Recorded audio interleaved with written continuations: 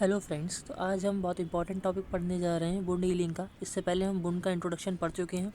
अब हम पढ़ रहे हैं वुंड हीलिंग। वुंड हीलिंग क्या होती है, कितने स्टेजेस में होती है, किस किस तरीके से होती है, ये सब देखेंगे। क्या क्या इसमें प्रोसेस होती है, कौन कौन सी सेल्फ इन्वॉल्वमेंट होती है, और इसकी 4 स्टेजेस जो बताई हैं वो 4 स्टेजेस भी हम एक करके देखते जाएंगे, ठीक है। और ये याद रखिएगा, ये क्वेश्चन जो है मोस्टली लॉन्ग में 10 मार्क्स में एग्ज़ाम्स में पूछा जाता है। सर्जरी में काफ़ी ज़्यादा इंपॉर्टेंट है ये टॉपिक, तो आप इसको ध्यान से सुनिएगा, ठीक है। तो फेज़ ऑफ वुंड हीलिंग, अब ये हमको पता है ये वुंड हीलिंग की फेजेस कितनी है, 4 फेज़ बता रखी हैं, ठीक है। जिसमें कि पहली फेज़ कौन सी है, इन्फ्लामेटरी फेज़, ठीक है। इन्फ्लामेटरी फेज़ है। अब देखते हैं कि इन्फ्लामेटरी फेज़ में होता क्या है। तो इन्फ्लामेटरी फेज़ सबसे पहले बताया गया है, जब भी कोई इंजरी होती है, ठीक है। Injury result in the releasing of the mediators of the inflammations, ठीक है। इंजरी की वजह से क्या होता है, हमेशा जो इन्फ्लामेशन के मीडिएटर्स होते हैं, मतलब जिनकी वजह से इन्फ्लामेशन होती है, वो मीडिएटर्स जो होते हैं वो रिलीज़ होना शुरू हो जाते हैं इन्फ्लामेशन के। वो मीडिएटर्स कौन कौन से होते हैं, हिस्टामिन होता है जो प्लेटलेट्स से होता है, और मास्ट सेल्स और ग्रेनुलोसाइट्स, ये हमारे जो होते हैं मीडिएटर्स होते हैं जो कि इन्फ्लामेशन कराते हैं। ये रिलीज़ होना चालू हो जाते हैं इंजरी होने के बाद। जैसे ही आपका कहीं वुंड बना तो आपके जो इन्फ्लामेटरी मीडिएटर्स होंगे, हिस्टामिन, मास्ट सेल और ग्रेनुलोसाइट्स, ये रिलीज़ होना शुरू हो जाते हैं, ठीक है। इनके रिलीज़ होने की वजह से क्या होता है, जो भी वहाँ की कैपिलरीज होती हैं इंजर्ड एरिया की, जहाँ वुंड होता है, वो कैपिलरीज कैसी होती हैं, उनकी परमिएबिलिटीज़ जो होती है वो बढ़ जाती है, उनकी परमिएबिलिटी जो होती है वो इंक्रीज़ हो जाती है। इंक्रीज़ होने की वजह से क्या होता है, वहाँ से जो भी हमारे प्रोटीन्स वगैरह होते हैं, सेल होते हैं, वो क्या होता है, वो इंटस्टिशियल स्पेस जो होता है उसमें आना शुरू कर देते हैं, कैपिलरीज से बाहर आ जाते हैं, ठीक है। सेल्स जो होती हैं वो भी बाहर आने लगती हैं, ल्यूकोसाइट्स वगैरह बाहर आने लगते हैं, इंटस्टिशियल स्पेस में आते हैं, और फिर वो एट लास्ट कहाँ पहुँचते हैं, जहाँ पर हमारी वुंड साइट होती है, ताकि वहाँ पर जो भी हमारा बैक्टीरिया, वायरस या फिर कोई भी ऐसी चीज़ एंटर करी है, या फिर अगर बैक्टीरिया वायरस नहीं है, साफ़ है ज़ख्म, तो उसको हील करने के लिए, और बैक्टीरिया वायरस अगर कोई है किस तरीके का, तो उसको किल करने के लिए सारी हमारी सेल्स वगैरह होती हैं वो वहाँ पहुँचना शुरू कर देती हैं, ठीक है। अब यहाँ तक देख लिया, इसके आगे क्या होता है। अभी तो हमने देख लिया कि मीडिएटर्स आते हैं। मीडिएटर्स के बाद सेकंड जो होता रखा है लेटर, थोड़ी देर बाद जो होते हैं, हमें थोड़े समय बाद काइनिन्स और प्रोस्टाग्लैंडिन, ये जो होते हैं एक कीमोटैक्टिक रोल प्ले करते हैं वाइट सेल्स और फाइब्रोब्लास्ट को। कीमोटैक्टिक रोल क्या हो गया, मतलब जो हमारी जो वाइट ब्लड सेल्स होती हैं और जो फाइब्रोब्लास्ट होती हैं, ठीक है, जो कि हमारा फॉर्मेशंस करती हैं फाइबर का, वो सेल्स, तो इनको जो होता है वाइट ब्लड सेल्स और फाइब्रोब्लास्ट को, जो हमारे काइनिन और प्रोस्टाग्लैंडिन्स होते हैं, ये जो होते हैं इंजर्ड साइट पे लाने का काम करते हैं। उस ले जाने वाली प्रोसेस को बोलते हैं कीमोटैक्टिक रोल, ठीक है। तो ये जो रोल प्ले करते हैं, कीमोटैक्टिक रोल प्ले करते हैं, कौन दोनों करते हैं, काइनिन और प्रोस्टाग्लैंडिन, ठीक है, ताकि हमारे वाइट ब्लड सेल और फाइब्रोब्लास्ट जो हैं वहाँ पहुँच जाएँ। और वाइट ब्लड सेल का काम तो आपको पता ही है, जो भी बैक्टीरिया वायरस होगा उसको ख़त्म करने का काम होता है, और फाइब्रोब्लास्ट का काम जो होता है वो हीलिंग का काम होता है, ताकि अगर कोई बैक्टीरिया वायरस है तो उसको वहाँ से हटाया जा सके, ठीक है, और साथ साथ में फाइब्रोब्लास्ट उसकी हीलिंग करते रहें, ठीक है। अब हम देखते हैं कि फर्स्ट 48 आवर्स के अंदर क्या होता है। फर्स्ट 48 आवर में जो हमारी पीएनएम होती हैं, ठीक है, पॉलीमॉर्फ न्यूक्लियर ल्यूकोसाइट्स जो होती हैं वो डोमिनेंट होती हैं हमारी इंजर्ड साइट पे, ठीक है। ये जो होती हैं, इनका जो मेन काम होता है वो होता है role of scavenger by removing the dead and necrotic tissue, ठीक है। स्कैवेंजर का रोल प्ले करते हैं। जैसे कि हमारे समाज में हम देखते हैं कि कहीं पर क्या होता है, कई ज़्यादा मात्रा में ऐसे गाय वगैरह हैं। अभी लंपीज डिसीज़ आई थी तो उसमें क्या होता है, बहुत सारी गाय वगैरह मर गई थी। तो स्कैवेंजर किसको बोलते हैं, वल्चर्स के लिए बोला जाता था, पहले यूज़ करा जाता था। तो वही होता है, जैसे हमारी समाज में जो गाय वगैरह या फिर जो ऐसे जीव जंतु मर जाते हैं, जो बाहर पड़े रहते हैं, सड़ने लगते हैं, तो उनको खाने का काम कौन करता है, वल्चर करता है, उसको स्कैवेंजर बोलते हैं। और ऐसे ही हमारी बॉडी के अंदर जो होते हैं, जब भी कोई चोट लगती है तो उस जगह की जो सेल्स या टिश्यूज़ जो होते हैं, जो डेथ हो जाती है, या नेक्रोटिक टिश्यूज़ होते हैं, उनको खाने का या उनको स्कैवेंजर मतलब उनको हटाने का वहाँ से काम कौन करते हैं, पीएनएम करती हैं। तो फर्स्ट 48 आवर्स के अंदर जो होती हैं हमारी इंजर्ड साइट पे जो होती हैं, वो पीएनएम जो होती है, पॉलीमॉर्फ न्यूक्लियर ल्यूकोसाइट्स जो होती हैं, वो बहुत ज़्यादा डोमिनेंट होती हैं, ठीक है। उसके बाद क्या होता है, फिर हमारी यहाँ तक जो है फर्स्ट स्टेज ख़त्म हो गई। अब हमारी सेकंड स्टेज स्टार्ट होगी, जिसको हम बोलते हैं प्रोलिफरेटिव फेज़। इस फेज़ में क्या होगा, प्लोरिफिकेशन भी होगा, मतलब जो फाइब्रोब्लास्ट है हमारी, फाइब्रोब्लास्ट अपनी संख्या से ज़्यादा बढ़ेगी भी, ठीक है। फाइब्रोब्लास्ट क्या करेगा, फाइब्रोब्लास्ट लिखने में एक सेकंड प्रॉब्लम हो रहा है। जो हमारी फाइब्रोब्लास्ट होती हैं, 1 मिनट,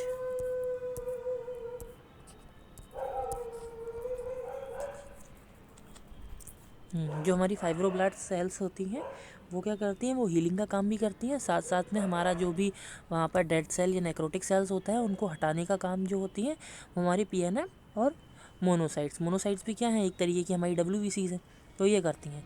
तो अभी हमने 48 आवर्स में पढ़ लिया था, 48 आवर्स में हमारी पीएनएम बहुत ज़्यादा बढ़ जाती है जो कि वहाँ से डेड सेल नेक्रोटिक सेल को हटाती हैं। अब 48 आवर्स का मतलब क्या होता है, अगर हम कैलकुलेट करते हैं तो 48 आवर्स का मतलब हो गया हमारा 2 डेज़, ठीक है, 2 दिन में। अब 2 दिन के बाद क्या होता है ये देखते हैं, तो इसमें बता रखा है बिटवीन 3 to 5 डेज़, ठीक है, 2 दिन गुजर गए। अब तीसरे और चौथे 5वें दिन 3 दिन क्या होगा, ठीक है, थर्ड से लेकर 5th डे तक जो हमारी पीएनएम बहुत ज़्यादा मात्रा में बढ़ी हुई थी हमारी इंजर्ड साइड पे, वो जो होती हैं डिमिनिश होने लगती हैं, वो कम होना चालू हो जाती हैं। उसके साथ साथ क्या होता है, मोनोसाइट्स जो होती हैं वो बढ़ने लगती हैं। मतलब यहाँ पर हमारा पीएनएम का जो काम होता है वो कम हो जाता है। उसके साथ साथ अब जब उसका काम कम हो रहा है तो इसका मतलब ये तो नहीं है कि नेक्रोटिक टिश्यूज़ वगैरह जो हैं वो कम हो गए वहाँ पर, तो उनको रिप्लेस करने के लिए जो होती है मोनोसाइट्स जो होती हैं वो आ जाती है, तो मोनोसाइट्स बढ़ने लगती हैं वहाँ पर। और मोनोसाइट्स जो होती हैं वो स्पेशल टाइप की एक स्कैवेंजर ही बताई गई हैं। स्कैवेंजर मतलब वो जो डेड और नेक्रोटिक सेल्स टिश्यूज़ को वहाँ से हटाता है। मोनोसाइट्स जो होती हैं स्पेशलाइज स्कैवेंजर्स बताई गई हैं, ठीक है। अब यहाँ तक हमारा 5th डे ख़त्म हो गया। 5th डे के अंदर इतनी प्रोसीजर होता है। फिर 5th से लेकर 6th डे में क्या होता है, मतलब हमने 48 आवर्स मतलब 2 डेज़ में देख लिया, फिर 3 to 5 डेज़ में देख लिया। अब 5 to 6 डेज़ के अंदर क्या होता है, 5 to 6 डेज़ में क्या होता है, मेनली हमारा वहाँ पर फाइब्रोब्लास्ट, जो हमने ऊपर भी पढ़ा था कि फाइब्रोब्लास्ट आना चालू हो जाते हैं, ठीक है, तो वही फाइब्रोब्लास्ट क्या होते हैं वहाँ पर अपीयर होना शुरू हो जाते हैं इंजर्ड साइड के ऊपर, ठीक है। फाइब्रोब्लास्ट अपीयर होते हैं, प्लोरिफिकेट करते हैं अपने आप को, मतलब अपनी संख्या को बढ़ाते हैं, इवेंचुअली गिव राइज टू ए प्रोटोकॉलेजन, एक प्रोटोकॉलेजन को फॉर्म करते हैं, ठीक है। ये प्रोटोकॉलेजन जो होता है डायरेक्टली तो यूज़ में आता नहीं है, इसलिए जो होता है ये प्रोटोकॉलेजन कन्वर्ट हो जाता है कोलेजन के अंदर। किसकी वजह से ये हमारा कन्वर्ट होता है, एक सेकंड मैं आपको आगे दिखाता हूँ।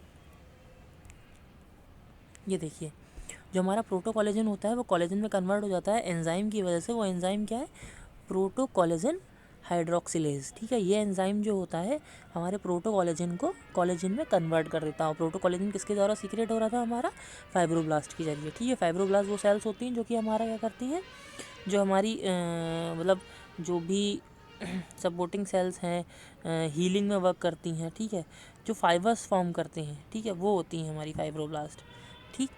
तो ये जो होती हैं उनको फॉर्म करते हैं प्रोटोकॉलेजन को, और प्रोटोकॉलेजन को कॉलेजन में कन्वर्ट होता है। प्रोटोकॉलेजन डायरेक्टली यूज़ होता नहीं है, कॉलेजन यूज़ होता है बॉडी के अंदर, तो उसको चेंज करने वाला जो एंजाइम होता है कॉलेजन में उसका नाम होता है प्रोटोकॉलेजन हाइड्रोक्सिलेज, ठीक है।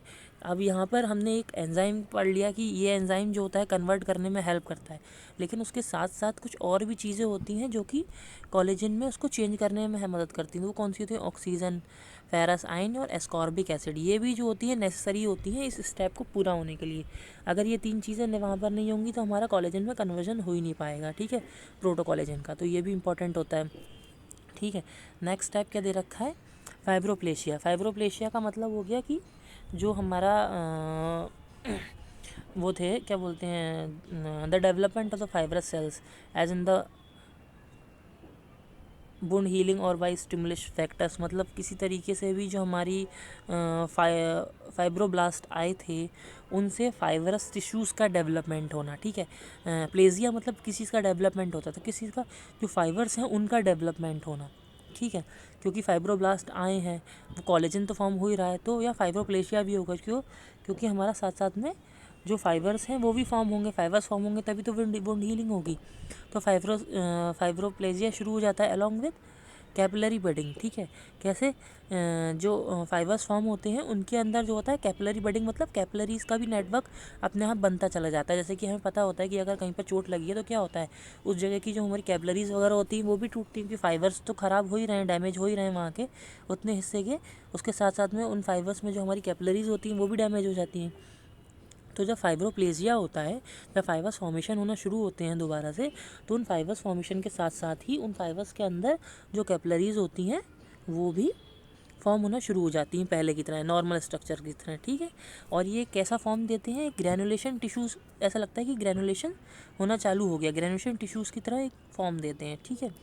और उसके साथ में बता रखा है जो हमारी फाइब्रोब्लास्ट होती हैं वो क्या करती हैं, फाइब्रोब्लास्ट सीक्रेट करती हैं म्यूकोपॉलीसेकेराइड्स को, ठीक है। क्या secretion of the ground substance mucopolysaccharide by the fibroblast take place, ठीक है। यहाँ पर क्या होता है, जो हमारा म्यूकोपॉलीसेकेराइड्स होता है वो सीक्रेट होना शुरू हो जाता है फाइब्रोब्लास्ट से, ठीक है।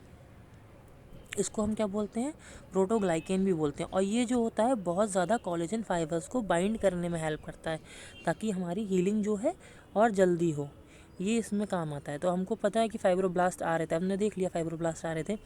फाइब्रोब्लास्ट काम क्या क्या कर रहे थे, सबसे पहले तो फाइब्रोब्लास्ट का हमने देखा था, फाइब्रोब्लास्ट जो होता है प्रोटोकोलेजन को सीक्रेट फॉर्म कर रहे थे। प्रोटोकोलेजन यूज़ नहीं होता तो वो कोलेजन में कन्वर्ट हो रहा था, प्रोटोकोलेजन वो हाइड्रोक्सिलेज के द्वारा, ठीक है। फर्स्ट वक्त तो ये कर रहा था। सेकंड वर्क क्या कर रहा था, फाइब्रोप्लेशिया हो रहा था। फाइब्रोप्लेशिया के साथ साथ हमने सेकंड चीज़ क्या देखी, हमारी कैपिलरी बडिंग हो रही थी उसके अंदर। और फाइब्रोब्लास्ट ही जो होते हैं हमारा म्यूको पॉलीसेक्राइड्स को फॉर्म करते हैं, म्यूकोपॉलीसेक्राइड, इसको और क्या बोलते हैं हम, प्रोटियोग्लाइकेन बोलते हैं। प्रोटियोग्लाइकेन का मेन वर्क क्या होता है, जो हमारे कोलेजन फाइबर्स जो कोलेजन फॉर्म हो रहा था हमारे फाइब्रोब्लास्ट से, उनको एक साथ बांध के रखने का काम जो करता है वो हमारा प्रोटियोग्लाइकेन करता है, ठीक है।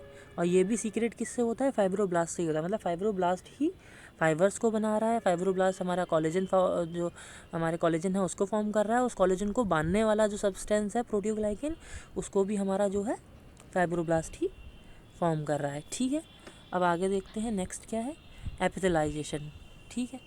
एपिथेलाइजेशन क्या होता है, जो हमारी सेल्स होती हैं, ठीक है, एपिथेलियल सेल्स जो होती हैं वो शुरू होता है सबसे पहले कहाँ पर होता है, एज ऑफ द वुंड। जैसे हम मान के चलें कि अगर इस तरीके का कोई चोट लगी है, ठीक है, ऐसे किसी ने काटा है, तो ये जो एजेस हैं, ये कोने वाला हिस्सा जो है यहाँ पर फ्यूज़ हो गया है, तो यहाँ से जो होगा एपिथेलाइजेशन स्टार्ट होता है वुंड में। हमेशा जो एज होती है ना, ये एज वाली साइड से एपिथेलाइजेशन स्टार्ट होता है हमेशा, ठीक है। जो एजेस होती हैं इसकी, यहाँ से एपिथेलाइजेशन स्टार्ट होता है हल्के हल्के करके अंदर से। ऐसा नहीं मतलब इस साइड से या इस साइड से नहीं होगा, ये इधर से भी होगा, इधर से भी होगा। जो एजेस हैं उसकी चारों तरफ से, उस एजेस से एपिथेलाइजेशन स्टार्ट होता है, ठीक है। अब आगे देखते हैं और क्या है इसके अंदर। तो देखो, एपिथेलाइजेशन स्टार्ट होता है। एपिथेलाइजेशन होता कैसे, तो वो बता रखा है, by a process of cell migration and cell multiplication, ठीक है। जो हमारी नीचे सेल्स होती हैं, ठीक है, जो बेसल सेल्स होती हैं, ठीक, जो हमारी स्किन फॉर्मेशन में काम करती हैं, जैसे बोलते हैं ना बेसल सेल्स जो होती हैं, जो कि स्किन सेल्स को प्रोड्यूस करती हैं, वो जो बेसल सेल्स होती हैं वो माइग्रेट होकर ऊपर आने लगती है एक एक करके, और उनके मल्टीप्लिकेशन होने लगते हैं। तो उन बेसल सेल्स के मल्टीप्लिकेशन और माइग्रेशन की वजह से जो होता है हमारा एपिथेलाइजेशन स्टार्ट होता है, ठीक है। It is mainly about the, देखिए बता दिया, मार्जिनल वेसल सेल्स जो होती हैं इनकी वजह से ये होता है, ठीक है। 10 विदिन 48 आवर्स के अंदर ये री एपिथेलाइजेशन होता है, दोबारा से एपिथेलाइजेशन हो जाता है। पूरी जैसे पूरा कवर हो गया, उसके बाद एंटायर वुंड का री एपिथेलाइजेशन शुरू हो जाता है 48 आवर्स के अंदर। When there is wound with the skin loose, skin appendages also help in the epithelialization, slow surface get keratinized, ठीक है। तो ये है पूरा इसका एपिथेलाइजेशन तक हमने पढ़ लिया कैसे वर्क करता है ये। अब आगे देखते हैं। अब हमारा थर्ड जो स्टेज है, वो थर्ड स्टेज है हमारी रीमॉडलिंग फेज़, ठीक है। तो रीमॉडलिंग फेज़ का टाइम क्या है हमारा, 4 से लेकर 14 डेज़ का जो होता है रीमॉडलेशन टाइम होता है, ठीक है।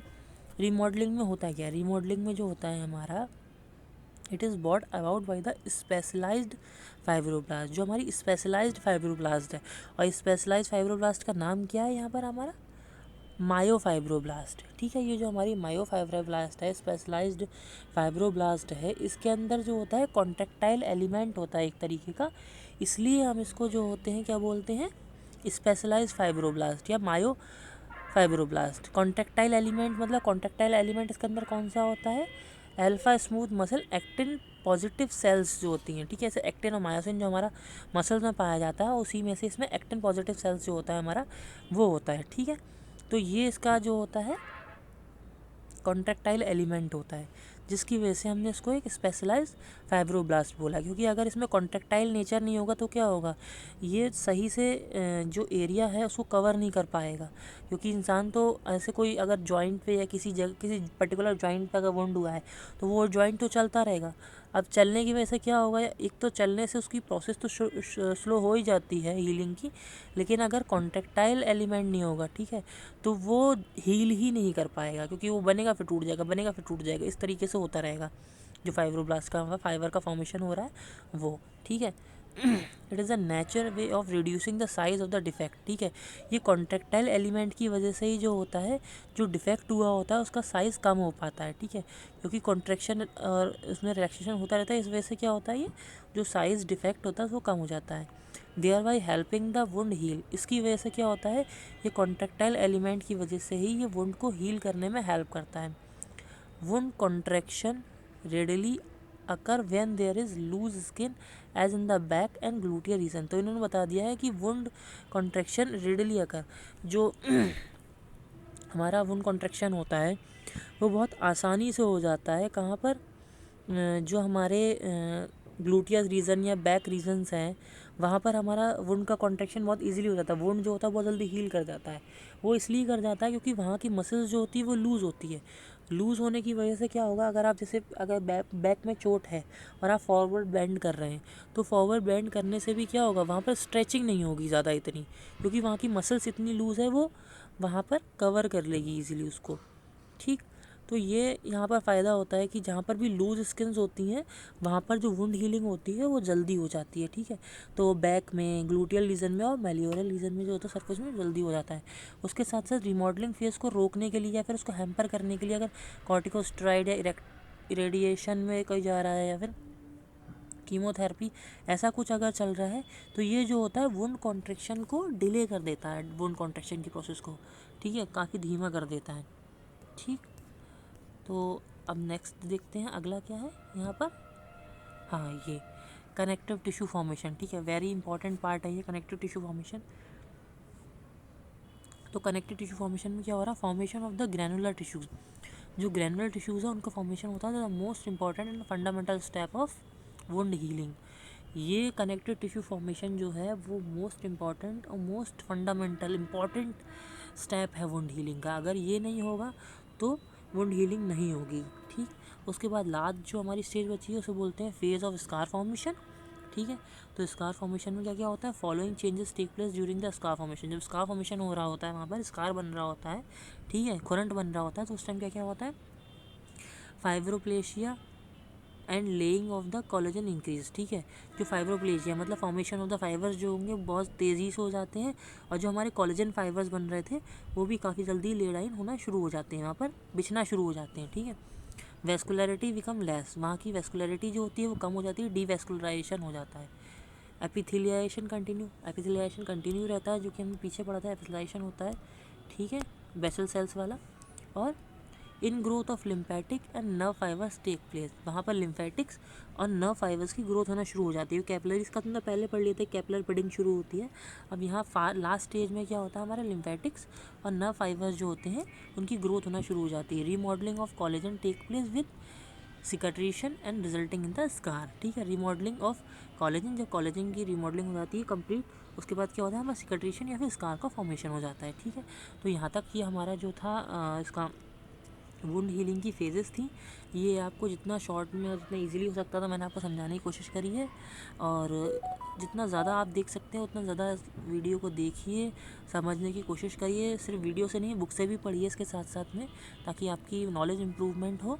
और ये याद रखिएगा, ये क्वेश्चन बहुत इम्पॉर्टेंट है और ये सर्जरी में बनता ही बनता है, कैसी ना कैसी, या तो 5 मार्क्स या 10 मार्क्स में ये क्वेश्चन पूछा ही जाता है। ठीक, so thank you for watching my video.